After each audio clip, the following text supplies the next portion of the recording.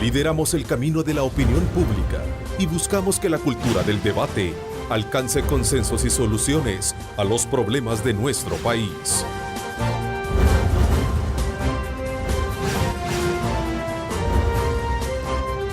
Diálogo con Ernesto López.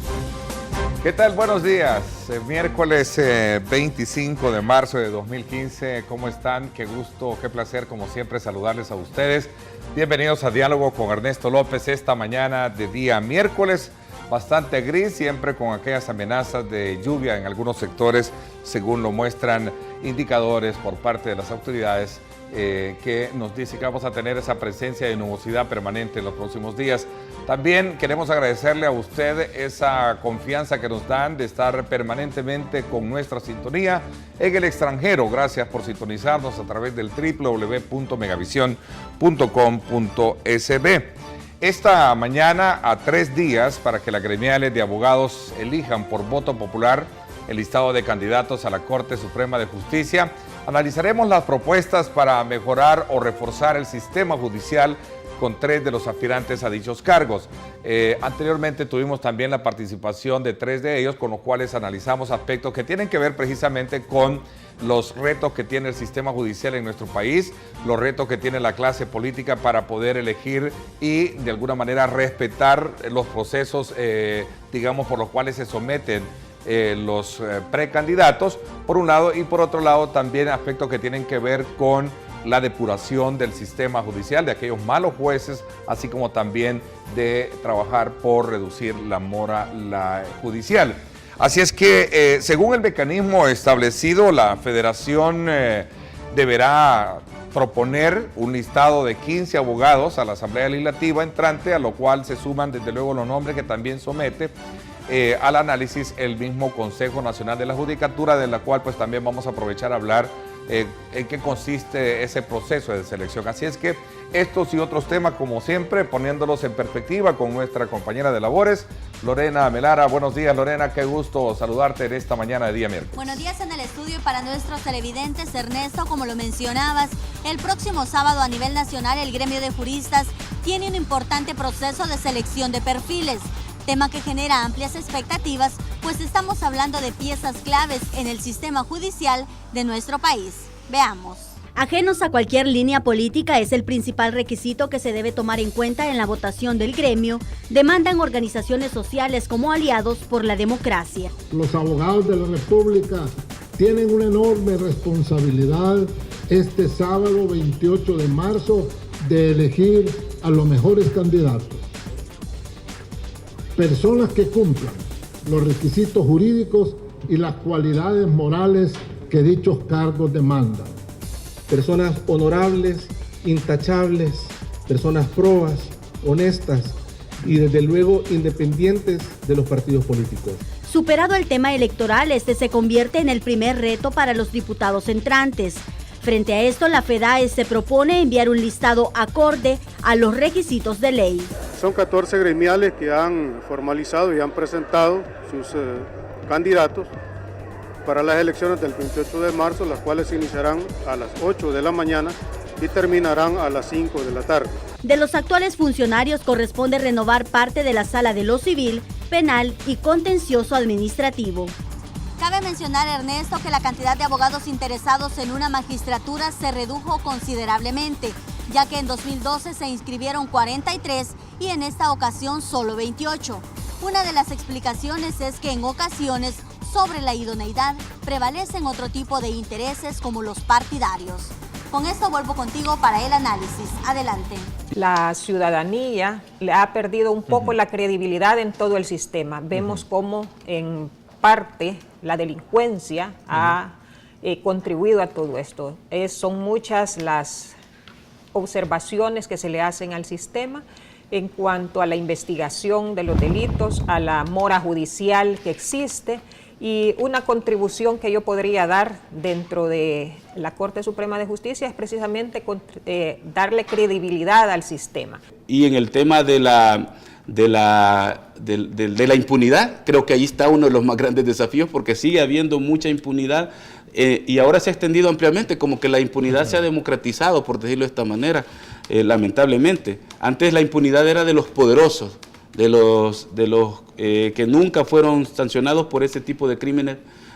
Ahora siguen siendo, por ejemplo, el crimen de cuello blanco en este país, la delincuencia económica sigue gozando de absoluta impunidad. Porque así como hay, de alguna manera, buenos trabajadores, buenos jueces, también hay que reconocer que hay algunos que dejan mucho que desear. Por lo menos ese es el análisis de la cual se recogen muchos aspectos. El poder político ha venido condicionando y sigue condicionando a la administración de justicia. Pero como muchas cosas han venido cambiando, el aparato de administración de justicia ha tenido la oportunidad de irse mejorando. Nosotros nos quejamos de que hay desperdicio de recursos en el aparato de administración de justicia y particularmente dentro del órgano judicial. Y eventualmente yo podría afirmar que eso es cierto. Sin embargo, los desperdicios de los recursos en realidad no se dan de modo aislado. Los desperdicios importantes se dan por cuestiones de sistema y por cuestiones de procedimientos administrativos. No podemos hacer ningún análisis si no tomamos en cuenta la perspectiva histórica. Antes de los acuerdos de paz, la justicia en El Salvador era casi como la cenicienta de los órganos del Estado. Esa cenicienta se volvió ahora la princesa, porque tiene 6% mínimo del presupuesto del Estado que se le entrega. Se da la paradoja de que por un lado sobra gente, sobran recursos y en otras instancias hace falta. ¿Qué capacidad tiene el Estado de poder fiscalizar, evaluar, ¿verdad?, sancionar y depurar, digamos, todo este tipo de vacíos que presenta la Administración de Justicia? En realidad, en el órgano judicial, quienes debieran de cumplir esa función es la cúpula, es la Corte Suprema de Justicia. Es la Corte Suprema de Justicia. Hay cosas que no las puede hacer y otras que sí, pero la Corte Suprema de Justicia en aquellas cosas que no puede hacer, puede construir la propuesta y eventualmente planteársela a la Asamblea Legislativa o al Ejecutivo en aquellas cosas que son de otras competencias. No es necesario el que exista la creación, realmente una creación como tal de nuevos tribunales, de nuevos juzgados. Sí, creo yo que tenemos los suficientes juzgados, el suficiente personal, hasta se podría decir las suficientes herramientas materiales. Tengo la impresión que esto lo sabe la Corte. Lo saben, pero es una tarea tan grande que no la están iniciando, y para poderlo iniciar, aunque haya una que otra voces dentro de la Corte que promuevan estas cosas, pero se necesita que haya una cierta coincidencia de por lo menos 8 magistrados para que estas cosas de impulso. Este tema de los juzgados de paz, sí, sin temor a equivocarme, viene siendo como, digamos, el patrimonio histórico por la cual el sistema de justicia merece tenerlo. Sí. Antes de pensar en la supresión de los jueces de paz, primero yo respeto a cada uno de los jueces de paz de este país y me parece que lo primero que debería hacerse es un buen análisis, una discusión. Ellos también tienen mucho que opinar. Sí, que le vemos un poco más allá de la puntualidad de los temas que hemos logrado así someramente abordar. Porque lo que hemos conversado es un eslabón de esa cadena, digamos, de necesidad que hay por renovar, por refrescar, por poner, digamos, por actualizar el sistema de justicia en el país. Esa debería ser la agenda. Sí, la pregunta que yo me hago, y ojalá con el debido respeto no se vayan a molestar los magistrados que después me van a estar... ya le dio miedo, Ernesto. No, yo no tengo miedo. Siempre lo hago con el debido respeto, pero la pregunta es, ¿y los magistrados que tienen esa gran función... No, yo creo. No lo saben, no saben. No, yo creo que no. Yo creo que con todo respeto sí lo saben. Tienen el 6% la administración, tienen el 6% de un presupuesto. Mira, sí lo saben y hay muchos magistrados que están de acuerdo. Están de acuerdo, así es. Pero, ¿y entonces por qué no se hace? Pero no son mayoría. Porque le tienen miedo. Alguien dijo acá, es resistencia al cambio. Hay resistencia. Es apego a su Es una resistencia normal. Y mira, te digo una cosa, hay un juez de paz que está abajo. Todos los jueces de paz quisieran subir su peldaño y ser jueces de primera instancia. Debería dársele mucha más apertura a la publicidad, a todas las discusiones de la Corte, de los jueces, de por sí en los juzgados. ¿Qué es lo prioritario que a juicio de ustedes de resultar electos, magistrados de la Corte Suprema de Justicia? Brindar al usuario un mejor servicio. Pero ¿cómo vamos a lograr eso? Pues eso se logra con la capacitación de todos los servidores públicos y que nos entendamos nosotros como tal, los ascensos, los traslados, pues todo ello lo que va a llevar es una profesionalización, una mejor respuesta a todas las necesidades. Hacer de la justicia, y esto es lo más importante, que avance de verdad a volverse más accesible al ciudadano, más eficiente. Pero el compromiso tiene que pasar por una claridad política de la dimensión política que tiene el Poder Judicial. Dimensión política, técnico-política, no estoy diciendo partidaria. Necesitamos otro tipo de magistrado con mayor protagonismo público y que pueda incluso desembarazarse y sentir que es necesario que toda esa carga administrativa la pasen a otro lado. Muchos colegas se han dedicado a eso, pues hasta poner vallas electrónicas, vallas en el aeropuerto, como si se trata de una elección amplia y popular. No, aquí debería haber los que sean clasificados propuestos, presentar su ponencia, presentar su tesis, presentar su propuesta bien estructurada. En Estados Unidos son 4 días o no sé cuántas semanas. El presidente actual de la Corte, el fiscal general u otras personalidades, representantes de la sociedad civil, los llamaran a todos, los escucharan por lo menos. Yo quisiera que me escucharan por lo menos una hora de disertación, de mi ponencia, de mis conceptos. 30 minutos, hablemos. Exactamente. No, una hora. Y que va a ser magistrado, 9 años. No hay excusa, dice. Es que no es cuestión de presupuesto. Si realmente para hacer pública los plenos de la Corte Suprema de Justicia en el salón donde se está, por supuesto, el público no podría entrar porque si no, no se podría ni debatir.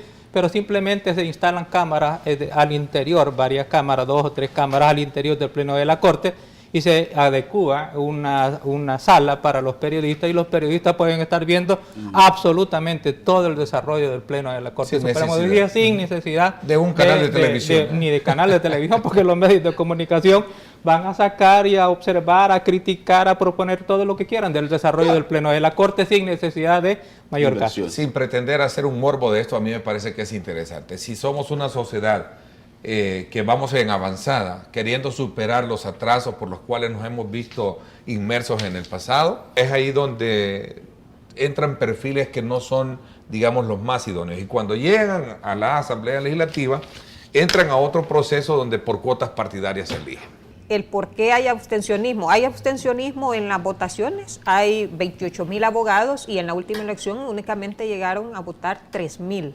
Es decir, eso podría creerse que les resta credibilidad y legitimidad a la elección. Es decir, son requisitos únicamente formales en principio, aunque también se deben analizar todos los currículos, toda su trayectoria profesional. Ustedes tienen que competir con otro listado que ellos envían. Sí, es el listado que sale de la FEDAE. Con la diferencia de que ustedes se sometieron al escrutinio público. ¿Y los otros? Sí, pero que si me permite, sí, por favor. Yo considero que hoy por hoy así está, eso está arreglado en la Constitución y ambas son legítimas. ¿Y es válido eso? No, es legal, no, legal, puede ser legal. Son legales y legítimos. Eso es legítimo si yo me someto a un escrutinio público y el otro llega con... Sí, pero aquí estamos diciendo, es legítimo, sí, pero también es relativo, porque de 28,000 abogados llegan 3,000, entonces ya le resta ahí cierta legitimidad. Y si tú supieras el tipo de proceso que se establece, cómo está reglamentado esta competencia en la que estamos porque nos han propuesto. En mi caso a mí me propuso, y agradezco mucho a la Asociación de Abogados del Departamento de la Libertad y a la organización UNAJUD que me han propuesto.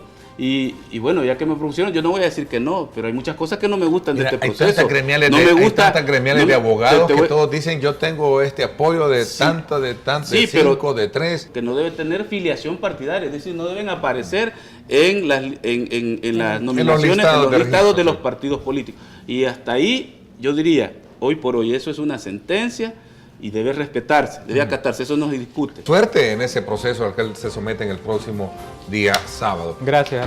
Los espero hoy en radio, 6 de la tarde, recuerden, pásenla bien y como siempre recuerden lo más importante, amar a Dios sobre todas las cosas.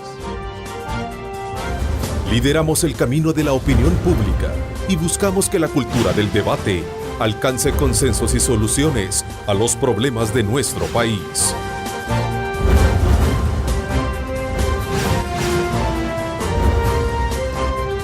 Diálogo con Ernesto López.